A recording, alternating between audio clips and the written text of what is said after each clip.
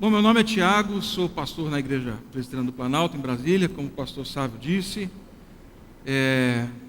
Como eu disse ontem, anteontem, sou casado com a Cláudia, pai da Laurinha. Ela já está com 10 anos, vai fazer 11. E sou natural de São José dos Campos, talvez alguns conheçam. É uma terra muito boa, gosto muito de lá. Mas se perguntar para o meu chefe hoje lá em Brasília, eu gosto mais de Brasília, tá, gente? Sem dúvida alguma. E, como o pastor Sávio disse, paixão sempre foi envolvimento pessoal, envolvido com o MPC, com outros projetos de evangelização. Conforme a coisa foi caminhando, me envolvi também com o movimento de Lausanne e alguns outros movimentos de evangelização com a juventude. E isso foi dando tanto para mim como para a Cláudia, assim, percepções diferentes da nossa missão, né? E como a gente segue na nossa missão, seguindo a Cristo, mas também cumprindo o nosso chamado. E eu gostaria então de nessa manhã e também depois, nos próximos cultos, conversar um pouquinho com vocês sobre a encarnação de Cristo, a maneira como Cristo viveu, quem Cristo é, como caminho para a nossa missão, como caminho de missão da igreja. E antes de ler o texto e entrar no texto, eu queria fazer algumas considerações rápidas, não tão boas, mas que nos ajudam a entender o porquê que a gente tem que olhar a missão nesse processo da encarnação da vida de Cristo, vivendo a vida de Cristo. Primeira consideração é que a minha geração, de forma mais acentuada, e a geração que vem depois da minha, é uma geração que tem potencializado o máximo o indivíduo. As pessoas, elas estão num crescimento absurdo. Talvez a rede tenha feito isso com muita gente, uma projeção muito grande das pessoas, e com isso as pessoas vão se tornando o centro de todas as coisas. As responsabilidades pessoais, elas vão sendo deixadas de lado e tudo é sempre culpa do outro, porque eu sou o centro das coisas. A minha geração e a geração que vem depois da minha, ela não só tem sido o centro de todas as coisas, como ela rejeita qualquer verdade ou pessoa que não passe pelo crivo do sentimento, do benefício pessoal. Se eu não tenho rentabilidade nos meus relacionamentos, eu pulo fora, né? E como o universo linguístico ele define muito daquilo que nós somos, a nossa linguagem hoje é uma linguagem digital. Então, se eu tenho um programa que já não está servindo como eu gostaria, eu faço o quê? Eu vou lá, deleto ele e baixo um novo. E assim as pessoas estão lidando com seus relacionamentos. Nós somos também uma primeira geração globalizada na história, como eu disse. Uma geração que vive muito do visual, que vive muito do balcão, mas vive pouco de estruturas ou de percepções de caminho, de relacionamentos reais, sinceros, absolutos, né? O Twitter talvez seja uma coisa interessante para a gente olhar, onde você fala por 140 caracteres e acabou. E ali você passa o teu recado. Tá bom, é legal, bacana, resume muita coisa, mas a imagem diz muito mais. E eu tenho que trabalhar a minha imagem. E aí nós vamos tendo pessoas que vivem dentro de um quarto, que tem mais de 5, 6, 7 mil amigos, mas que passam talvez o seu aniversário recebendo mensagens e curtindo todas elas, porque afinal todas as pessoas lembraram de mim. Perdemos esses vínculos afetivos, relacionais, de emoção, de afeto. E esse breve relato que eu coloquei aqui pode ser aprofundado e muito. Para mim é um relato um relato bem claro da nossa economia emocional, da nossa economia relacional, daquilo que nós estamos nos tornando. Nunca na história, alguns sociólogos têm dito que o homem viveu com tanto medo de viver só, de ser abandonado, de ficar sozinho. Nunca na história as pessoas viveram com tanto medo de serem esquecidas. E aí nós somos uma geração abandonada então pelo descartável. Nós somos uma geração que vive numa ânsia de ser projetado o tempo todo para ser lembrado, para ser visto. Ao mesmo tempo, relacionamentos reais, contínuos, permanentes, eles trazem encargos, assim como um programa velho de computador. E eu preciso fazer um novo download. Então eu jogo fora e aí as pessoas vão se tornando produtos. As pessoas vão se tornando aquisições. Elas estão numa prateleira. E eu me relaciono com elas assim. Por muitas vezes nós nos relacionamos com missão dessa maneira. Nós somos os mais importantes no momento missionário. Eu estou preocupado com o que isso vai render para mim, e não no que isso vai gerar no outro. Está muito difícil esse campo. Vamos fazer o seguinte, vamos para um campo melhor, afinal eles rejeitaram.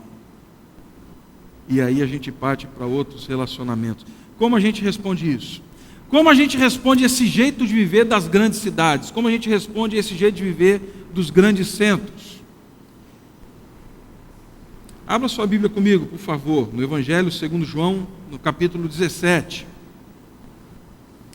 Evangelho segundo João, no capítulo 17.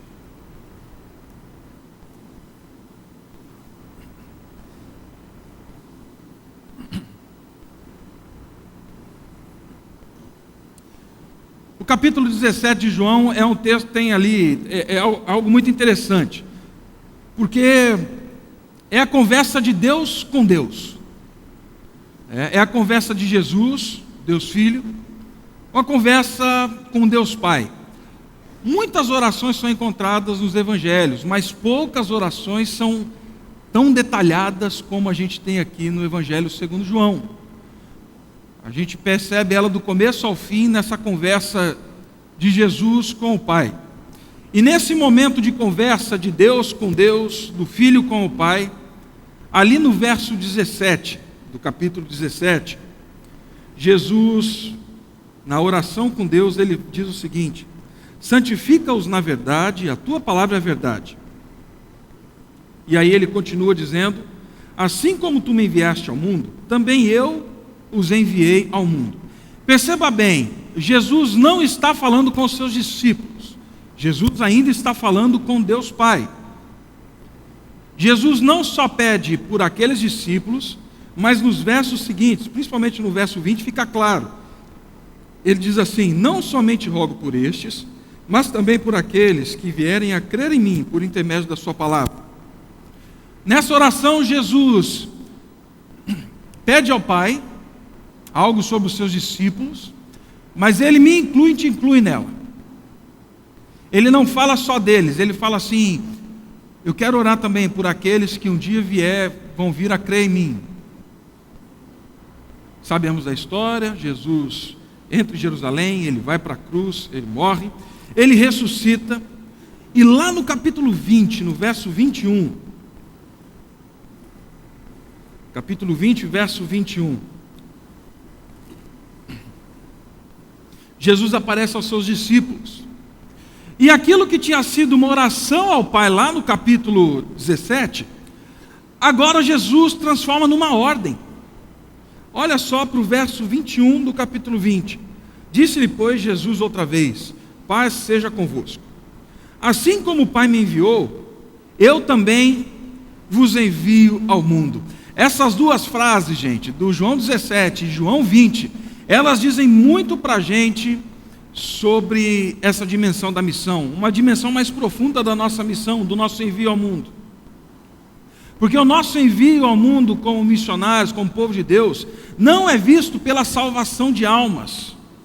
Porque eu não estou num supermercado onde eu pego as pessoas como numa prateleira. Não é também somente por uma expansão da igreja Presbiteriana das Graças, ou da igreja do Planalto. O nosso envio como missão, como igreja, é a partir dessa percepção da vida que Jesus diz aqui: assim como eu fui, eu também os envio. É compreendida primariamente a partir da natureza da Trindade, onde Pai, Filho e Espírito Santo, eles entram na história, no mundo, e agora num relacionamento, onde o povo de Deus cada vez mais é um com Ele, como João 17 diz, nós somos enviados ao mundo. A nossa missão, então, ela é compreendida muito mais por essa encarnação da vida de Cristo em nós, do que por uma agenda, por uma planilha, por projetos. Diz respeito a, assim como o Senhor é um comigo, eu sou um com eles, e assim como o Senhor me enviou ao mundo, eu os envio ao mundo também. A nossa missão, dentro das cidades, e seja onde for, é compreendida como um reflexo daquilo que nós somos em Cristo Jesus. A gente tomar o jeitão de Jesus, da gente ter o jeito de Jesus, da gente olhar para as pessoas como Jesus olha, de agir como Jesus age, de perceber as realidades como Jesus percebe. E o fim de toda essa história é a adoração e a glória de Deus. Não é outra coisa senão a adoração e a glória de Deus. E aí, pensando então dessa forma, eu quero voltar com vocês lá em João, no capítulo 1.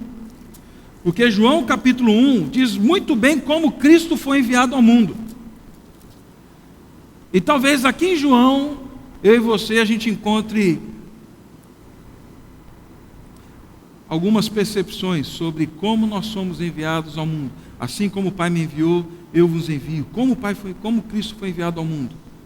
Como Deus age na história enviando Cristo ao mundo.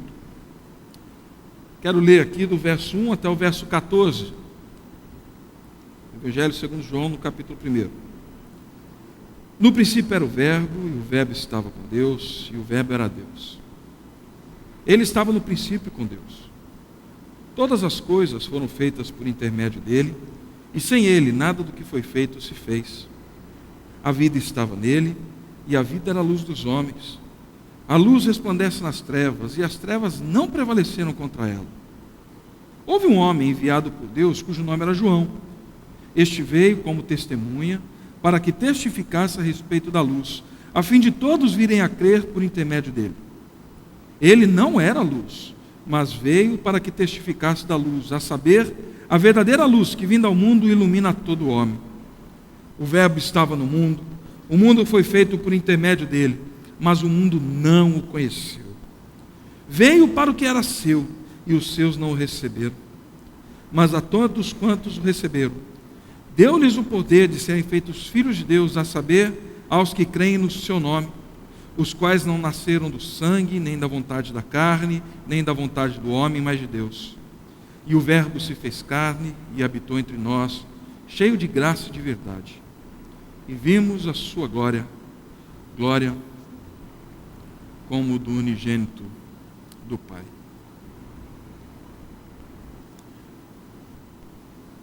João, ele vai dizer aqui para mim e para você a maneira como Cristo foi enviado ao mundo. Mas ele começa de algo que talvez eu e você a gente não consiga perceber.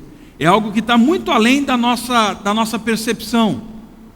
Ele começa falando do Verbo. No princípio era o Verbo estava com Deus e o Verbo era Deus. João começa falando da deidade de Jesus. Que Jesus, ele é Deus. Começa falando da soberania de Jesus sobre todas as coisas. No universo linguístico grego, o logos, o verbo, é muito mais do que palavra só. É poder raciocinante, pensante, que cria todas as coisas numa cadeia lógica, que cria todas as coisas com um propósito, com um fim, que cria todas as coisas que me deixam encantado, que deixam você encantados, que fazem o homem ficar extasiado. Tem uma música do Ari Barroso antiga, né, que fala assim: Brasil, meu Brasil, brasileiro, né? E aí ele vai falando das belezas do Brasil, tal. Música linda, gente. Essa música devia ser feita por gente crente, que fala das belezas de um Criador, de alguém que olha para frente e fala assim: eu não sei quem é esse Deus. O Brasil do meu amor, terra de nosso Senhor.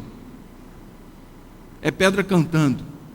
João está falando desse Deus que cria todas as coisas, que cria com beleza, com perfeição. Do verso 4 ao verso 5, João agora começa a descer essa glória. ele começa a falar de algo que talvez eu e você consigamos entender um pouquinho. Ele fala de algo mais prático.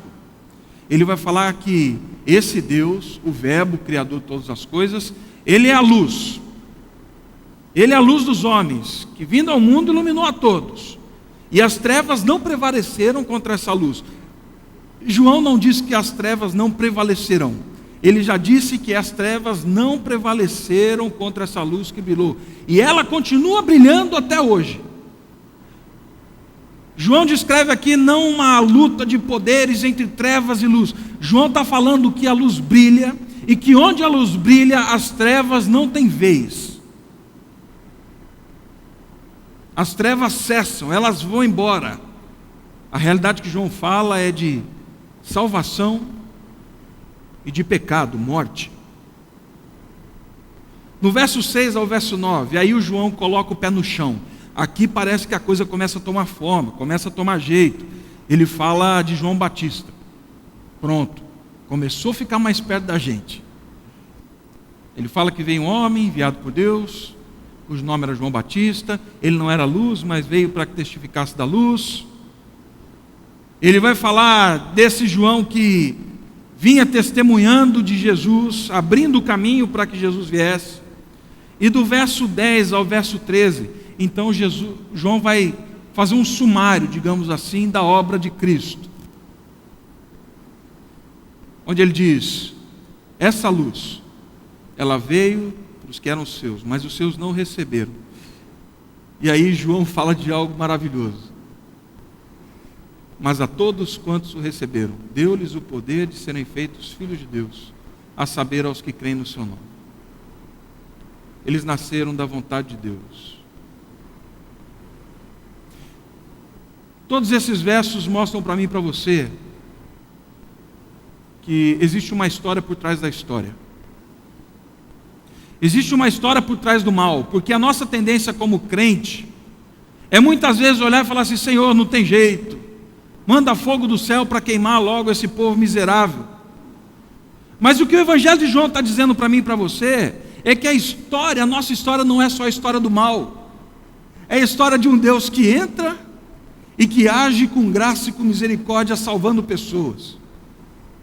A nossa missão, irmãos, é entrar dentro dessa missão de Deus, onde Deus vem agindo, onde Deus age, entrar nesse movimento de Deus no mundo, sabendo que a luz brilha nas trevas, sabendo que Ele age na história. A nossa história não é só a história do mal e do pecado, é a história de um povo que está sendo salvo em nome de Jesus Cristo, para a glória de Deus.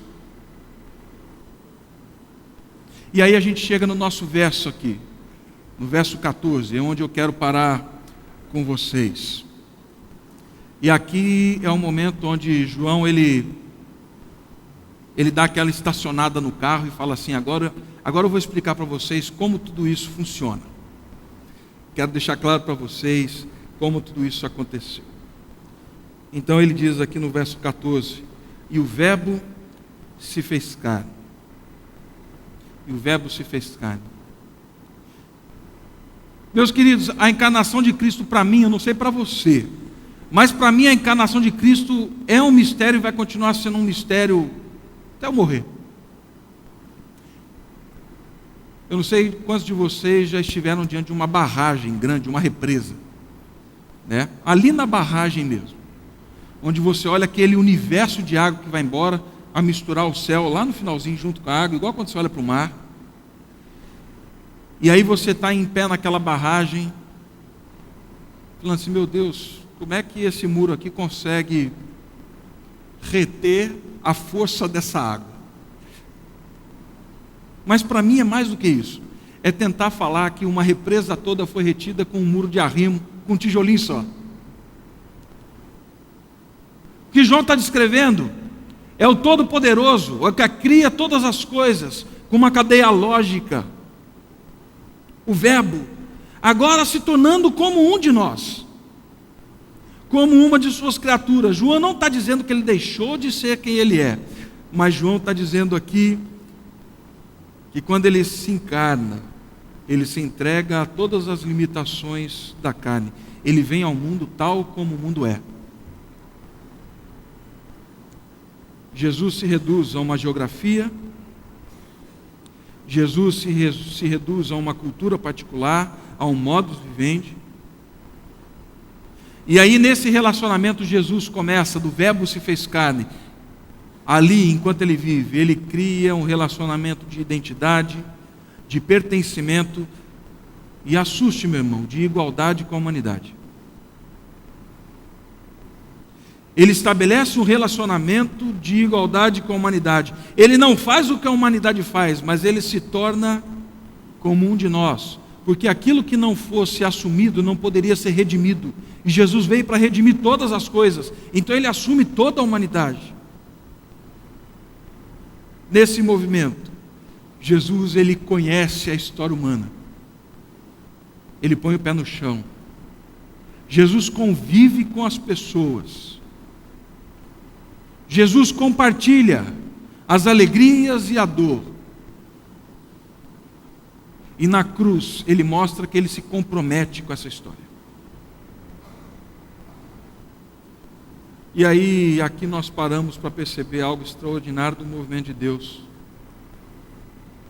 Porque se fomos enviados como Cristo foi enviado ao mundo, o nosso envio não é por uma tarefa, não é por uma planilha. Nós somos enviados a partir da perspectiva da vida, dos nossos relacionamentos um com o outro, da maneira como Jesus se relaciona com a humanidade e agora como nós nos relacionamos com a humanidade. E por que é importante parar e dizer isso? Porque nós como igreja, às vezes, em Recife, em Brasília, em São José dos Campos, nós temos uma tendência absurda de resistir às pessoas, enquanto o que Jesus fez na encarnação foi acolher as pessoas. Em João 17 ele fala assim: Senhor, eu não peço que o Senhor tire eles do mundo, porque eu vou enviar como eu fui enviado, mas eu peço que o Senhor os guarde do mal. Livre eles do mal.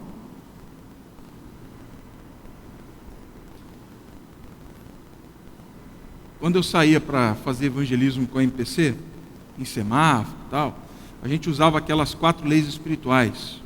Não sei se você lembra, um livrinho amarelinho e tal. E aí você tinha que subir no ônibus ou no carro, na porta do carro, e explicar em 2 minutos, né, ou o tempo que o semáforo permitir, para a pessoa o plano da salvação. Hoje, na nossa geração, as pessoas não ouvem muito bem os discursos. As pessoas querem ouvir vida. Antes de se converter àquilo que eu tenho a dizer, as pessoas se convertem primeiro àquilo que eu sou. Porque é nesse movimento que eu ganho a oportunidade de ser ouvido. E tem muita gente com medo de encarnar a missão, porque diz para mim ainda: pastor, mas eu vou me aproximar do fulano lá, mas o senhor sabia que ele é pecador? Eu falei: eu sei, meu irmão. Que bom que ele é pecador, né? Porque é a possibilidade da manifestação da graça de Deus. Uma coisa é ser enviado para falar do Evangelho, outra coisa é ser ir para lá para fazer o que a pessoa faz. A encarnação da missão, ela fala de uma humanidade restaurada, que vai em direção ao outro e que cria relacionamentos, que vive, que está próximo, que sabe o que a pessoa está passando. Durante algum tempo, determinada denominação fez uma campanha, tinha uns adesivos no carro assim: Cristo é a resposta. Tá certo, Cristo é a resposta, mas cara pálida, qual é a pergunta? O que as pessoas estão perguntando? Qual é o caminho pelo qual nós entramos no Evangelho? Desde que eu cheguei em Brasília, eu precisava achar um espaço para estar com gente não crente. Essa é a verdade. Precisava estar com gente que não conhece o Evangelho. Na minha perspectiva de pastorado, eu preciso estar com gente que não conhece Jesus. É meu espaço de evangelismo. é meu espaço de testemunho, é meu espaço de viver isso que eu acredito. E aí eu falei, bom, Brasília é uma cidade fechada, de muitos guetos, tal, como é que eu entro nesse negócio?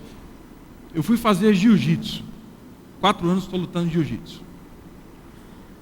Aí fala assim, pastor, mas não podia ser uma luta mais leve? Eu falei, não, lá a gente não bate, não chuta, é só uma enforcadinha, né? É só no pé do ouvido em nome de Jesus, senão você vai dormir, meu irmão.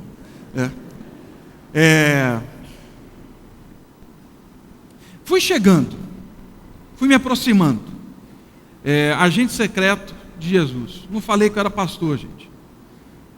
E coloco meu kimono, vou lá, apanho bastante, de vez em quando consigo me livrar de alguma coisa. Mas fui me aproximando, me aproximando, me aproximando. Um dia depois do treino, estava preparando para ir para a reunião de oração da igreja, né? Já tinha lá o outro pastor, esperando o outro pastor chegar para a reunião de oração.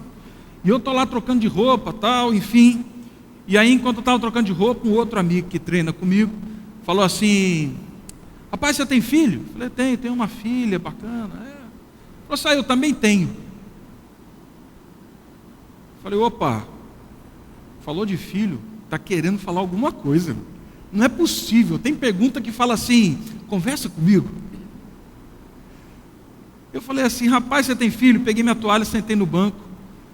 Falei, Jesus, abençoa aqueles irmãos que estão na reunião de oração. Eu preciso ficar aqui. Com essa pergunta, você tem filho? Aquele rapaz abriu toda a vida dele para mim. Casamento destruído, história miserável, há tempos que não viu o filho, a maneira como o crack entrou na vida dele. Dessa conversa, algumas outras surgiram, onde foi possível falar do amor de Deus que restaura. Mas se eu não estiver perto, se eu não conhecer, se ele não souber meu nome, se eu não estiver num momento onde a gente é gente junto, eu nunca vou descobrir qual é a pergunta para entrar com o Evangelho.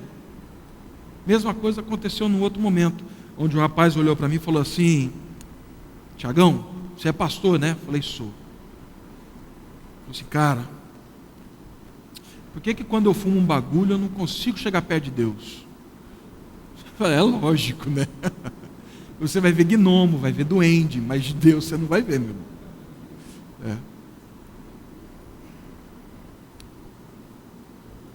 Minha última conversa com esse rapaz foi: cara, eu preciso mudar minha vida. Eu estou entendendo que esse tipo de vida não é para mim mais. Quando Jesus encarna, o Verbo se fez carne, Jesus está entrando na humanidade falando assim: eu entendo quais são as suas perguntas. Eu sei por onde o Evangelho vai entrar na sua vida. E a gente, como igreja, tem que ir ao mundo por essa perspectiva. Saber qual é a pergunta, saber qual é a dor das pessoas, qual é o cansaço, qual é o sofrimento, qual é a alegria, qual é o cheiro que me enoja, mas enoja ela também, porque ela está percebendo isso nela. Jesus entra nessa dinâmica da fome, da dor, do cansaço. O Verbo se fez carne. Quantas pessoas você tem desenvolvido relacionamentos intencionais, falando assim: Senhor, essa pessoa aqui eu oro por ela, e Senhor, eu quero ter a oportunidade de falar com ela, e Senhor, a minha agenda esse ano é para ela. O texto continua, e aí João fala assim: e o Verbo se fez carne. E o segundo movimento, Jesus habitou entre nós. A ideia do habitar entre nós é a ideia de uma tenda permanente, de uma tenda que foi montada. É lógico que ela se movimenta como toda tenda, mas ela movimenta acompanhando um povo. Mas é algo que está ali. Uma vez Jesus encarnado, eternamente, Deus, homem encarnado, com corpo glorificado, mas encarnado. Jesus assume a natureza humana permanentemente. habitou entre nós, transmite a ideia de constância, de permanente. Uma das dificuldades da nossa geração, como eu disse, é de desenvolver a prática e a disciplina da constância e da permanência na missão de Deus. Nós temos dificuldades com compromisso de longo prazo. E aí nós vamos lidando com as pessoas de forma descartável. Nós nos relacionamos com as pessoas, como eu falei, a partir dessa cosmovisão digital. Emmanuel Levinas, uma vez, escreveu sobre as cidades invisíveis, um filósofo francês. E dentro das cidades invisíveis, ele fala da cidade de Leônia. Leônia é uma cidade que amanhece com tudo novo todo dia, porque eu nunca posso ser privado das novidades. Então todo dia na cidade de Leônia, os caminhões de lixo recolhem pianos novos, tubos de pasta de dente que nunca foram usados, carros, televisões, camas, sofás, aparelhos, objetos de higiene pessoal. Por quê? Porque hoje é um novo dia e eu tenho que aproveitar ao máximo as novidades. Esquecemos de relações de permanência, constância, deixamos de lado, e Jesus vem e fala assim: eu quero ensinar para vocês que a minha missão com vocês não é por meio de um balcão.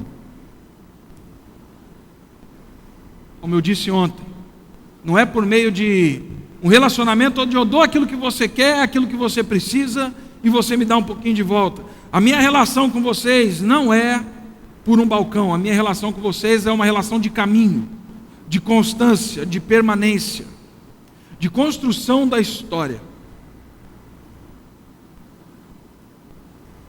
Como eu disse, nunca as pessoas tiveram tanto medo de ficarem sós. A igreja é o lugar onde Deus é manifesto, onde essa relação de Deus permanente e constante é manifestada pelo povo e pelo corpo de Deus. Missão é estabelecer esse tipo de relacionamento com as pessoas.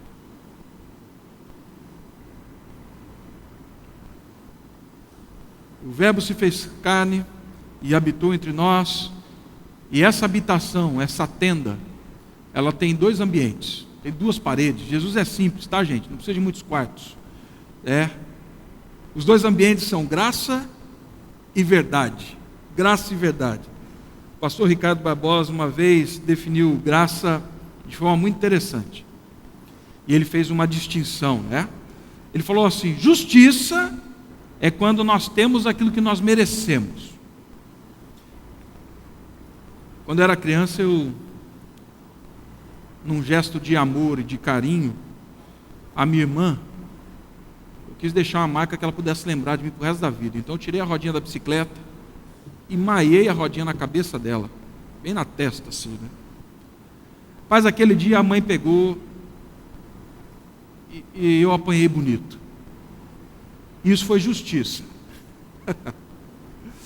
Eu tinha aquilo que eu merecia. Aquele dia a mãe deu uma lição.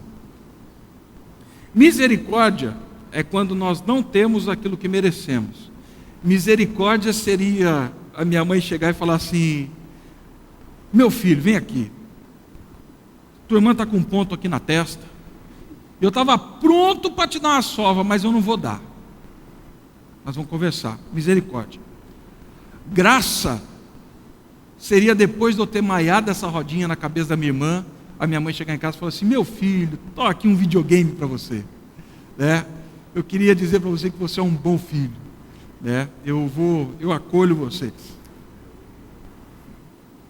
De forma simplista, talvez. Mas é isso que acontece na encarnação de Jesus. Jesus entra no mundo pela perspectiva da graça. João reconhece o favor imerecido de Deus em Cristo Jesus para com nós pecadores. Gente que merecia justiça. A habitação de Jesus é cheia de graça. E por quê?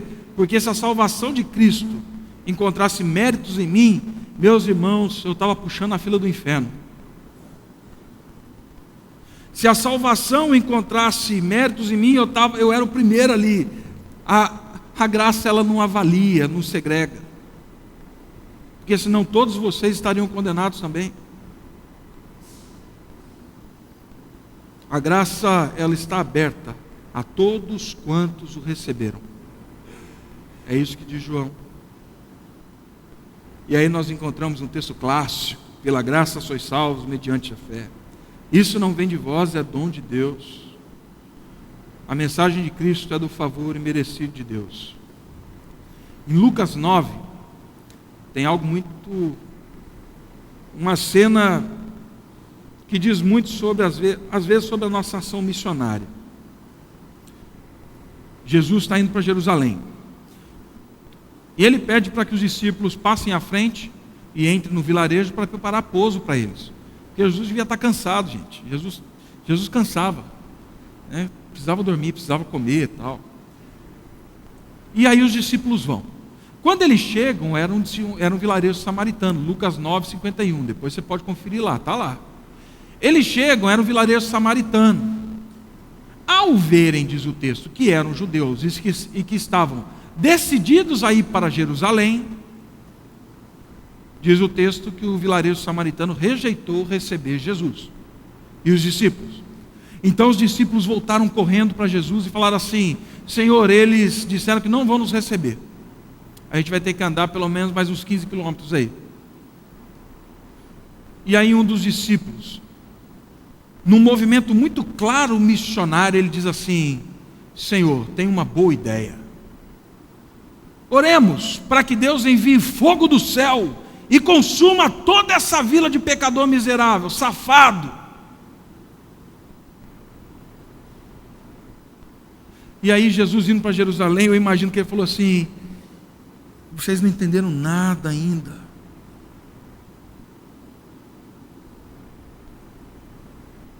Filho do homem veio para salvar e não para destruir a alma dos homens.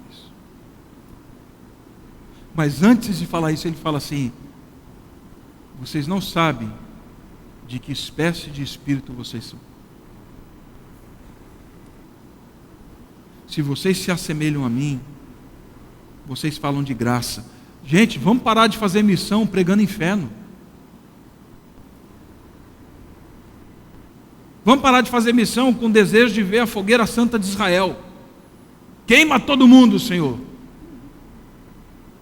Já estão condenados, já estão no inferno. A vinda de Jesus é para anunciar graça. E como essa graça é anunciada? Com verdade. Tem gente que pensa que verdade é, sabe aquele jeitinho que a gente dá na graça para falar assim: vai meu filho, passa, ninguém está vendo, vai. Não, graça é alinhada com verdade. E a verdade no Evangelho é uma pessoa. A verdade no Evangelho é uma verdade encarnada. A verdade no Evangelho é Jesus Cristo. A sua missão e a minha missão, em graça, tem uma mensagem definida, clara. Ela não é estatuto de uma igreja. Ela é uma pessoa. Ela é uma pessoa que mudou a história da humanidade. Ela é uma pessoa que mudou tanto a história da humanidade que você vive em 2015 depois dela. A nossa mensagem é Jesus Cristo. Temos programas, temos meios de fazer com que as pessoas percebam a graça de Deus por meio de instituições, programas, assistência, mas a mensagem da igreja é Jesus Cristo, é a verdade. Deixa eu correr para terminar aqui. E o texto termina dizendo o seguinte: o Verbo se fez carne e habitou entre nós, cheio de graça e verdade. E aí ele termina assim: e vimos a sua glória, glória como do unigênito do Pai.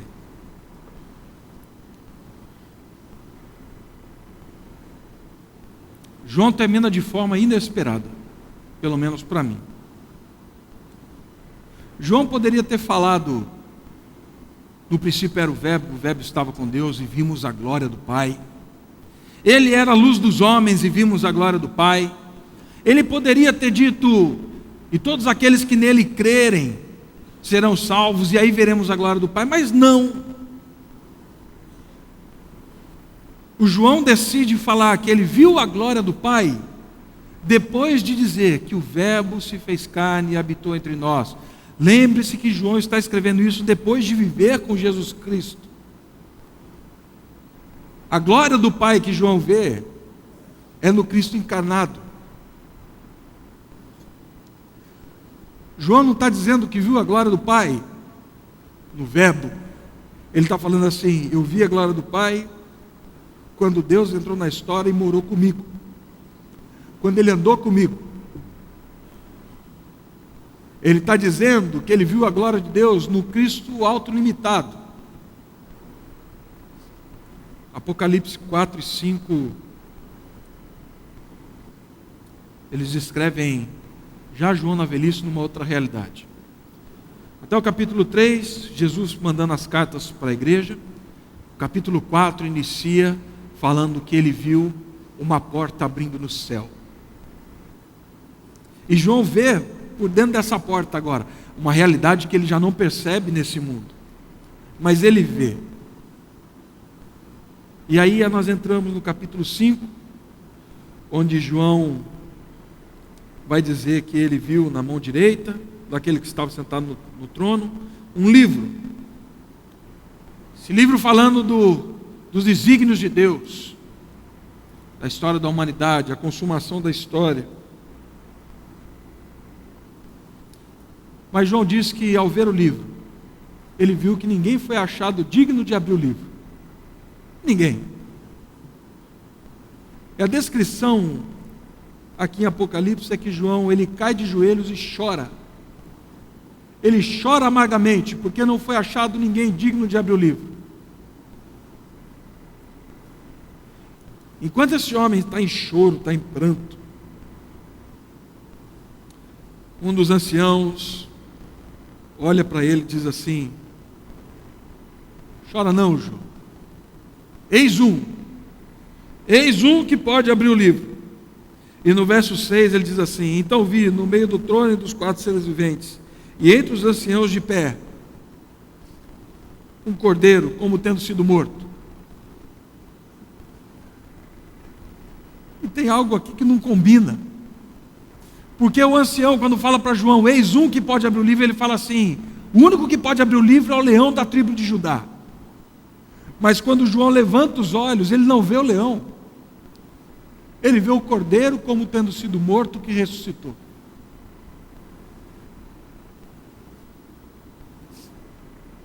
Enquanto a gente está com o pé na história, meu irmão, a gente faz missão a partir do cordeiro que foi morto. Não é a missão do leão.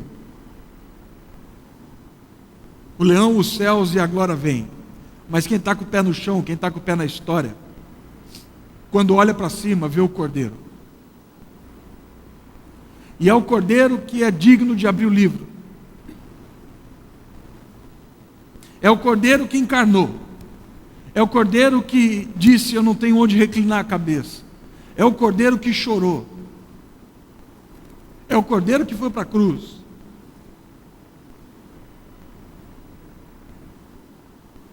A nossa missão como igreja não é a partir do triunfalismo. A nossa missão como igreja é a partir do cordeiro como tendo sido morto. É uma missão que vai para esse mundo como cordeiro enviado por meio de lobos. Cristo salva a humanidade, porque Ele é o cordeiro. E aí o João fala assim: eu vi a glória. Eu vi a glória quando eu vi o Deus encarnado.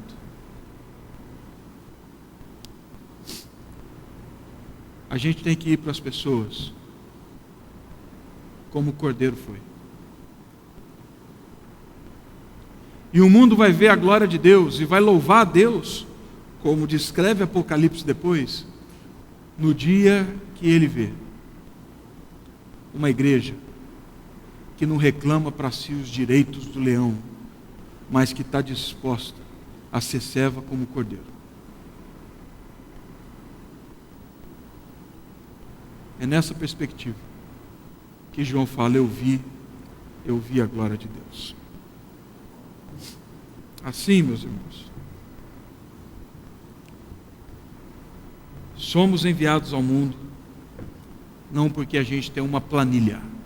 Somos enviados ao mundo porque nos conformamos a Cristo e assim como Ele foi enviado, nós fomos. O nosso chamado é para estar com gente. Paulo fala que nós somos o bom perfume de Cristo. Entra numa boa perfumaria e tenta sentir o aroma do perfume que você mais gosta. Vai ser difícil. Sai da perfumaria. Igreja é uma grande perfumaria, gente. Vocês são lindos. Todo mundo cheiroso. Maravilhoso. O bom perfume de Cristo tem que ser visto onde tem cheiro de morte. Estabeleça sim relacionamento com as pessoas. Não para fazer o que elas fazem. Eu não fumo bagulho. Eu não uso crack. Eu não estou separando da minha esposa, nem tenho crise com ela. Mas o meu espaço de manifestação de Jesus Cristo é com gente que sim usa maconha, é com gente que sim que está escravo do crack, é com gente sim que está falando para mim, não sei o que fazer com o meu casamento, me ajuda.